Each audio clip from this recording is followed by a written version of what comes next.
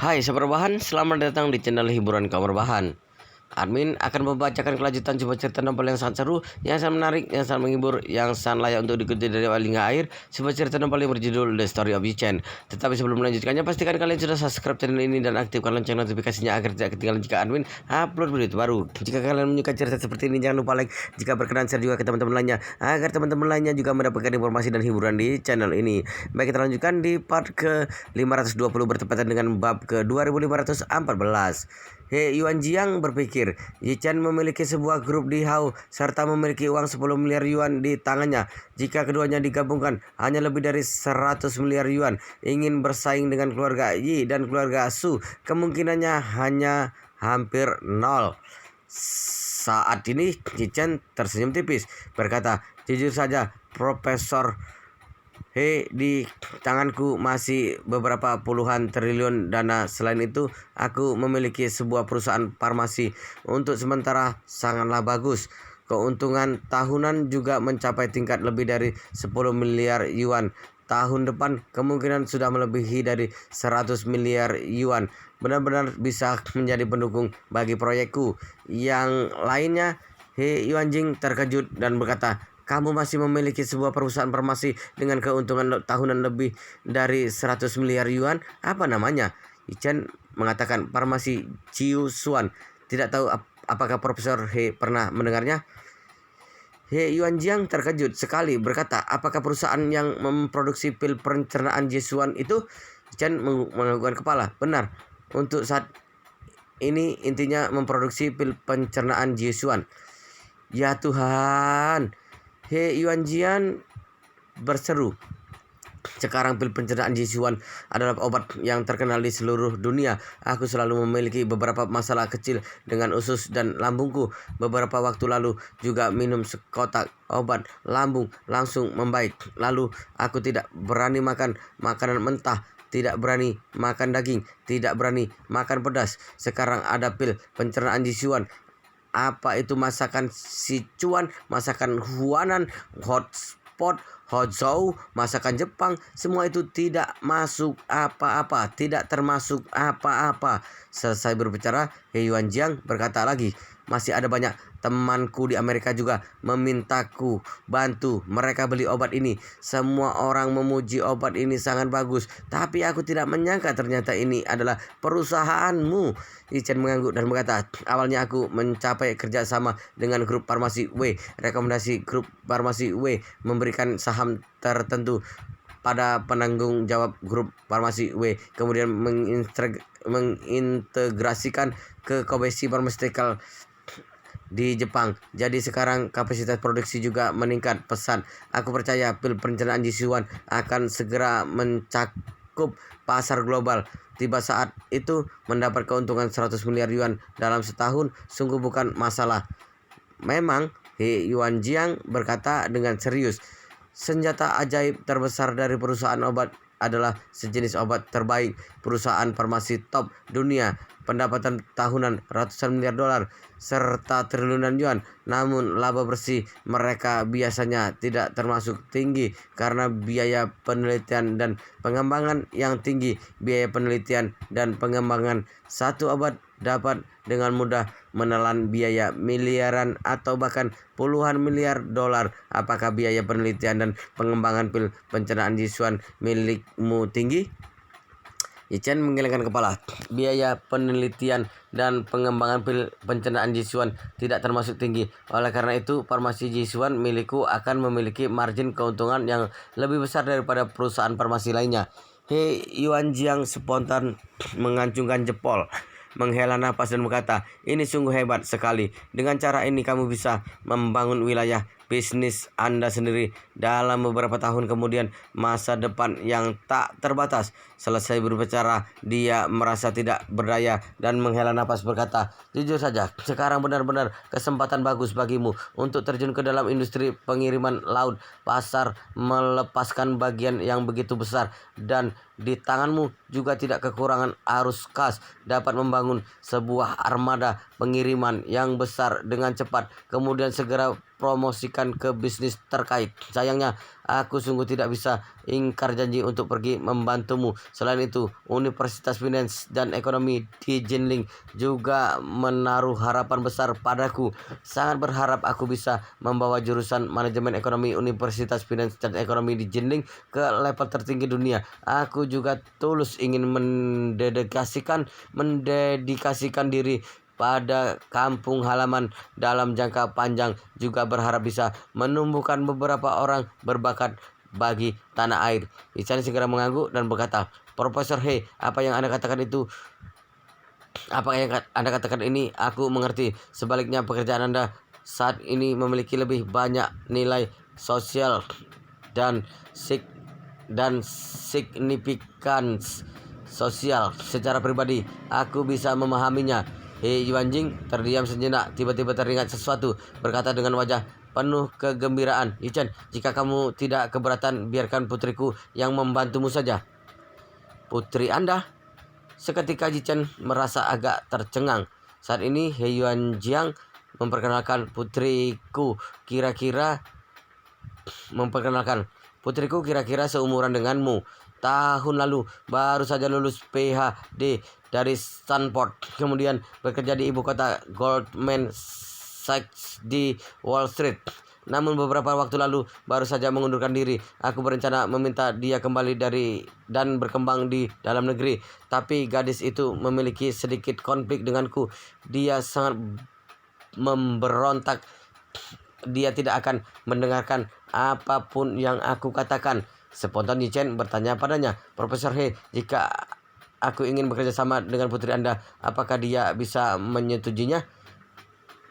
He Yuanjiang segera mengatakan, bukankah aku terus menasehatinya? Ekonomi dalam negeri berkembang dengan sangat bagus, jauh lebih kuat dibandingkan Eropa dan Amerika Serikat. Sedikit banyak dia sudah mulai tersentuh. Hanya saja hubungannya denganku agak gugup. Jadi mulutnya bersikeras bilang tidak.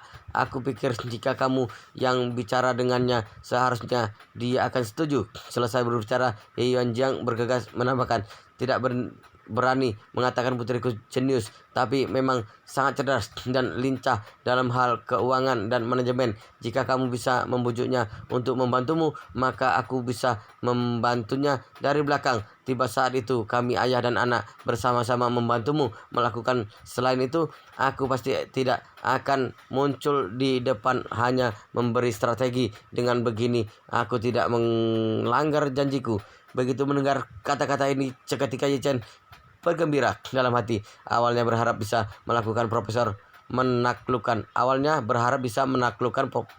He. Namun dilihat dari situasi ini, Profesor He pasti tidak mungkin langsung datang membantu. Namun jika sungguh bisa meyakinkan putrinya untuk setuju bergabung, maka bukan hanya bisa mendapatkan bantuan dari Profesor He, masih tambah putrinya yang seorang murid berprestasi. Dilihat dari segi manapun, ini adalah sebuah hal yang menguntungkan. Oleh karena itu, Yichen segera bertanya, Profesor He tidak tahu sekarang putri Anda ada di mana. He Yuanjiang menghela napas, berkata, dia sekarang berada di Suriah. Suriah? Yichen berseru, aku dengar tempat itu ada kekacauan sepanjang hari. Untuk apa dia seorang wanita pergi ke sana? He Yuanjiang menghela napas, berkata, begitu membicarakan hal ini, aku langsung kesal. Gadis busuk itu biasanya selalu menentangku di mana-mana. Aku meminta dia kembali ke dalam negeri. Lagi pula di dalam negeri bukan hanya paling potensial, selain itu juga paling aman. Lagi pula tempat seperti Amerika Serikat sepanjang hari ada berbagai macam penembakan. Berjalan di jalanan akan ditembak peluru secara tidak sengaja.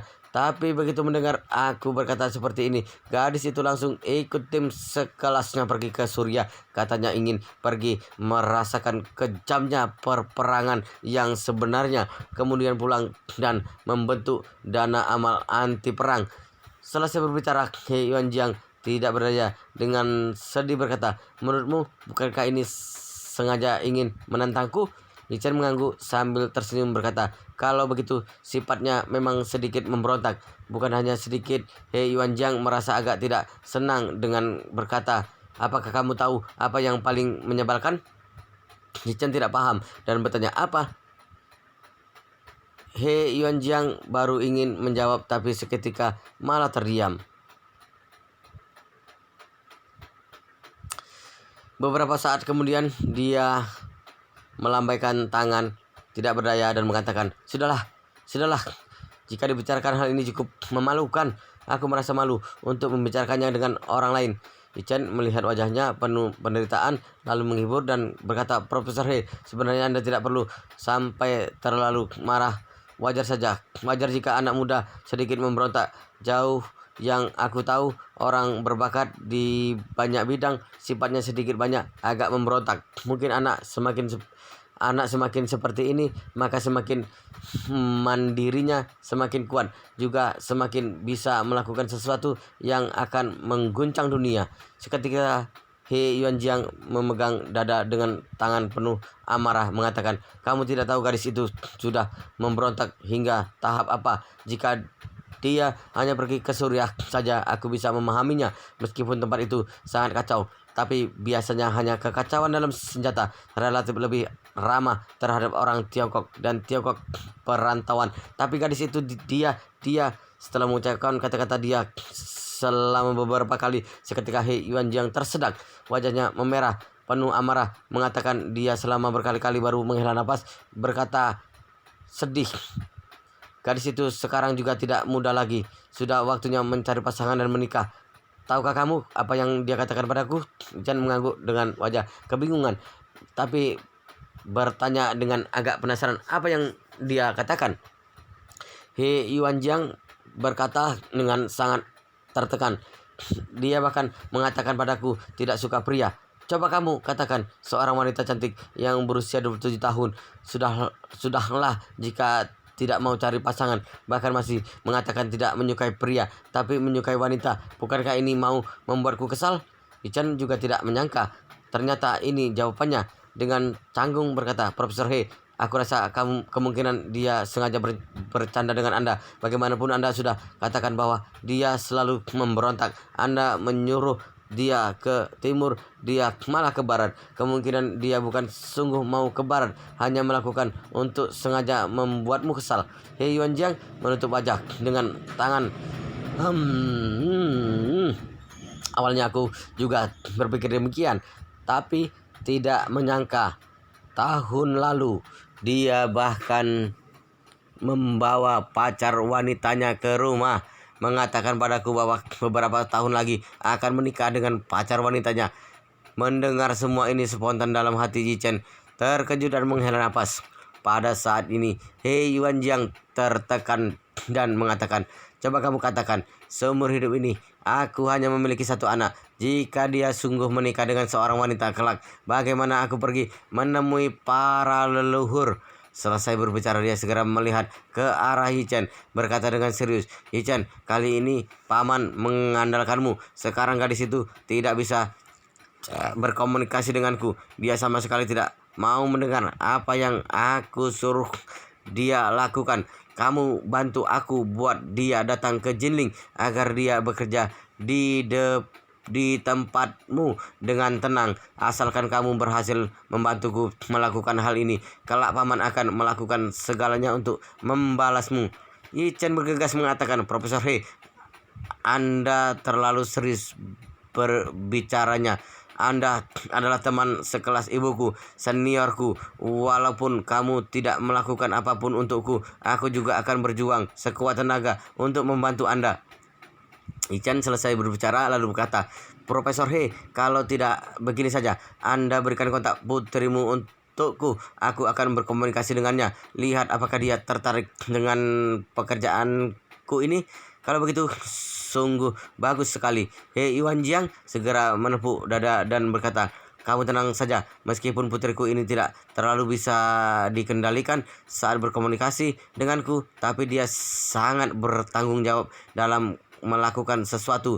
Selain itu, dari sudut pandanganku, selama bertahun-tahun ini, gadis itu memang berbakat. Jika dia datang membantumu ditambah denganku dari belakang, percaya pasti bisa membantumu melakukan bisnis pengiriman Shenyang.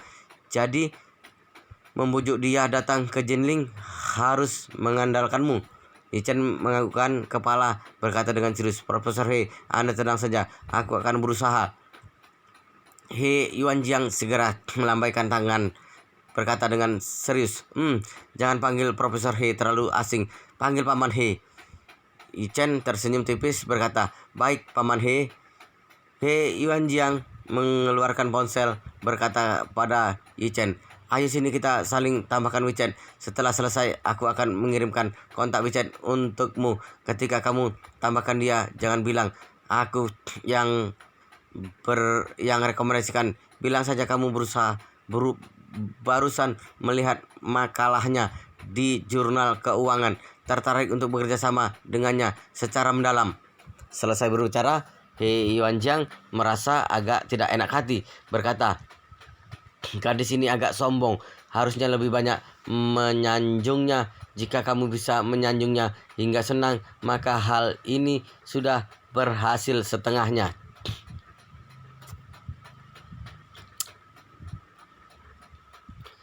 Yichen tentu jelas sekarang dirinya bukan kekurangan uang, tapi orang berbakat.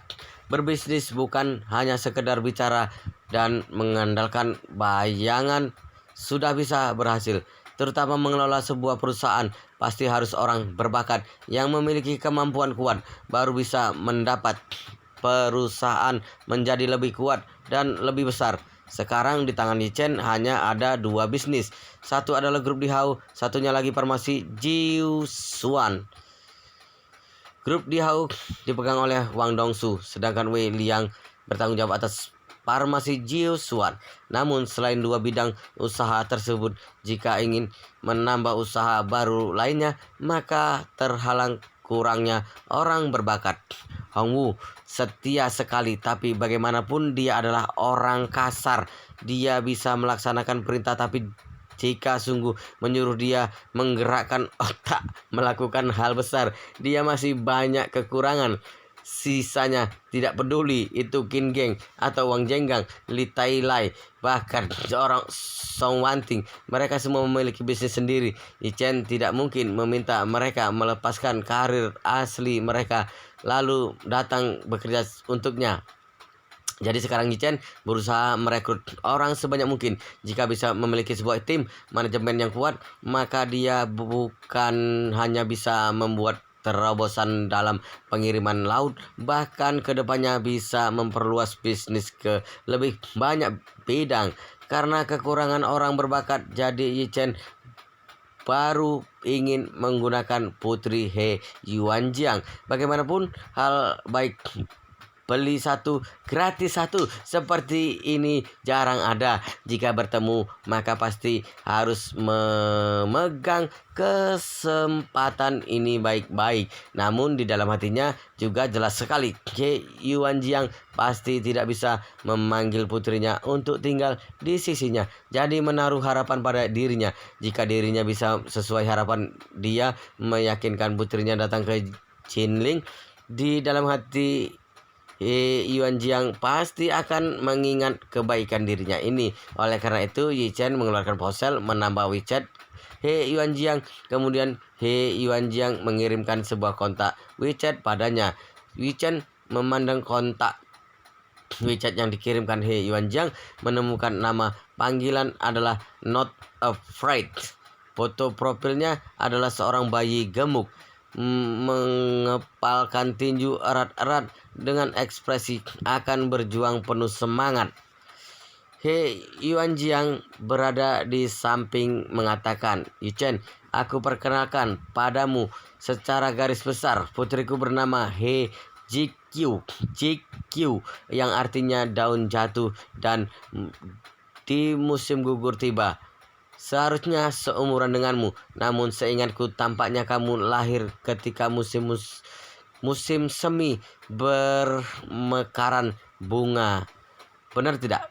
Chan mengangguk berkata, aku lahir tanggal 2 bulan 2 penanggalan lunar, baru melewati festival musim semi 1 bulan. Ya, He Yuanjiang sambil tersenyum berkata, kira-kira aku mendapat kabar pada musim semi. Jikyu, dia lahir pada musim gugur. Pada saat itu sudah mulai ada daun perguguran, jadi memberi dia nama ini. Selesai berbicara, He Yuanjiang berkata lagi, "Oh ya, kamu ingat apa yang aku katakan padamu ketika menambahkan dia jangan sampai mengungkit aku?" "Baik," Yichen segera mengatakan. "Paman He, tenang saja, aku tahu batas." He Yuanjiang terkekeh, menepuk-nepuk bahu Yichen, berkata, "Yichen, hubungan ayah dan anak Paman He yang tegang harus tergantung padamu yang menanganinya. Kamu pasti harus berusaha melakukannya. Jangan sampai mudah menyerah." Yichen sambil tersenyum berkata, "Paman He, Anda tenang saja. Aku orang yang pantang menyerah. Jika putri Anda sungguh tidak mau menyetujuinya, asalkan kamu menganggukkan kepala, aku sendiri yang akan pergi ke Suriah untuk menculiknya pulang." He Yuanjiang tertawa terbahak-bahak dan berkata, "Seharusnya tidak perlu serepot itu. Paman percaya pada kemampuanmu. Tiba saat itu kamu beri dia beberapa pujian dan pualan. Seharusnya hatinya akan tergerak."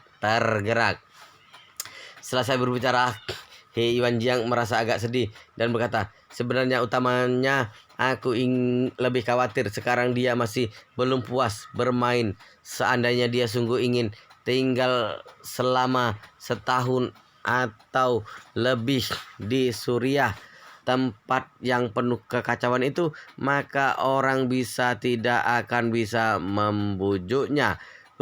Kamu tidak paham dengan gadis itu. Jika dia mulai keras kepala, maka tidak akan ada yang bisa mengubahnya." Yichen menganggukkan kepala, berkata dengan serius, "Aku akan berusaha membujuknya, mencoba agar dia bisa pulang lebih cepat." "Baik," He Yuanjiang segera berkata, "Bagaimana kalau sekarang kamu langsung menambahkan pertemanan dengannya? Ngobrol dulu dengan dia."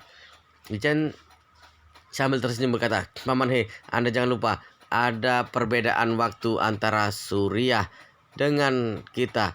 Jika aku tidak salah ingat, mereka seharusnya lebih lambat 5 atau 6 jam. Sekarang masih belum menjelang fajar." He Yuanjiang bergegas mengatakan, "Tidak apa-apa, langit masih gelap. Juga tidak apa-apa, kamu tambahkan pertemanan dulu. Kapan dia menerima pertemananmu, maka kapan kamu mengobrol dengannya. Bukankah sudah bisa?" Yichen menganggukkan kepala. "Baik, sekarang juga aku tambahkan. Namun jika langsung aku tambahkan, akan jelas sekali Anda yang merekomendasikan. Lebih baik aku salin ID WeChat-nya dulu." Selesai bicara, dia langsung mengklik kartu nama, menyalin ID WeChat, menambah ulang pertemanan lagi, menuliskan satu kalimat tentang alasan menambahkan pertemanan. Ketua Dewan Grup di Hau di Jinling. Setelah permintaan pertemanan dikirim, hanya lewat 1 menit, Yichen langsung menerima informasi permintaan pertemanan disetujui. Dia merasa agak terkejut dan berkata, "Paman He, sudah begitu malam putrimu masih belum tidur?"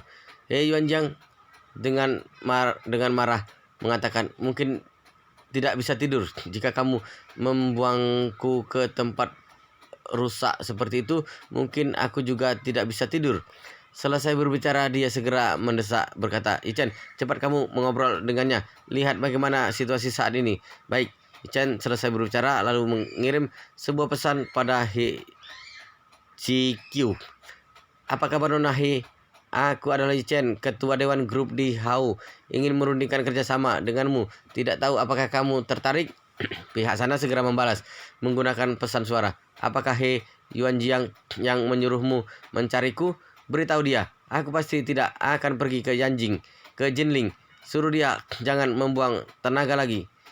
He Yuanjiang mendengar apa yang putrinya katakan, berkata dengan tertekan, "Yichen, kamu beritahu dia, bilang kamu sama sekali tidak mengenalku. Jika sampai dia tahu kita berkolusi, dia pasti tidak akan bersedia ke sini." Yi-Chen menganggukkan kepala, lanjut membalas dengan pesan teks. Nona He, kamu salah paham. Aku tidak kenal He Yuanjiang. Aku hanya melihat makalahmu di jurnal keuangan. Aku merasa kamu memang sangat berwawasan luas dalam keuangan internasional dan manajemen ekonomi. Kebetulan aku sedang berencana untuk memperluas proyek baru bergerak dalam bidang pengiriman laut. Kekurangan orang yang bertanggung jawab dalam proyek ini, jadi aku teringat denganmu. Pihak sana bertanya lagi dengan pesan suara. Jika kamu bukan diutus oleh He Yuanjiang, lalu dari mana kamu mendapatkan WeChatku? Seketika He Yuanjiang tercengang, tepat di saat dia tidak tahu harus menggunakan kata-kata dan alasan apa yang harus digunakan. Yi-Chen untuk menjawab pertanyaan ini. Tiba-tiba Yi-Chen mendapat inspirasi, langsung balas menggunakan pesan suara. Nona He, aku mendapat informasi kontakmu melalui Chen's Headquarter Company. Demi mendapatkan kontakmu, aku membayar biaya sebesar $50.000 Amerika Serikat pada Headquarters. Seharusnya Headquarter yang lebih dahulu menghubungimu. Tapi aku pikir kerjasama yang begitu penting, lebih baik langsung menghubungi agar lebih efisien. Perusahaan Headquarter adalah perusahaan yang khusus menggali orang berbakat kelas menengah dan ke atas. Mereka sama seperti agen real estate, mengetahui segala jenis rumah dan properti secara teori. Selama memberi uang pada mereka, tidak ada informasi pemilik yang tidak bisa mereka dapatkan. Dalam hal ini perusahaan Hunters juga sama. Begitu mendengar ucapan Yi-Chen, He Yuanjiang segera bersemangat dan mengacungkan jempol. Bagi dia, penjelasan ini memang sempurna. Benar saja, He GQ yang ada di sana tidak curiga. Dia menjawab, aku sudah paham. Namun maaf sekali, sekarang aku berada di Suriah. Selain itu, setidaknya butuh waktu setengah tahun baru akan pergi dari sini. Mungkin tidak bisa bekerja sama dengan Anda. Sungguh minta maaf sekali. Wow, luar biasa sekali guys, ceritanya sangat seru, sangat menarik, sangat menghibur, sangat membuat kita penasaran jika tidak mengetahui cerita kelanjutannya. Tetapi sepertinya di bab ini, di part ini sampai di sini dulu, dan kita akan lanjutkan di bab berikutnya di video selanjutnya. Pastikan kalian sudah subscribe channel ini dan aktifkan lonceng notifikasinya agar tidak ketinggalan jika admin upload video terbaru. Jika kalian menyukai cerita seperti ini, jangan lupa like. Jika berkenan, share juga ke teman-teman lainnya agar teman-teman lainnya juga mendapatkan informasi dan hiburan di channel ini. Baik, kita lanjutkan di part berikutnya di video selanjutnya.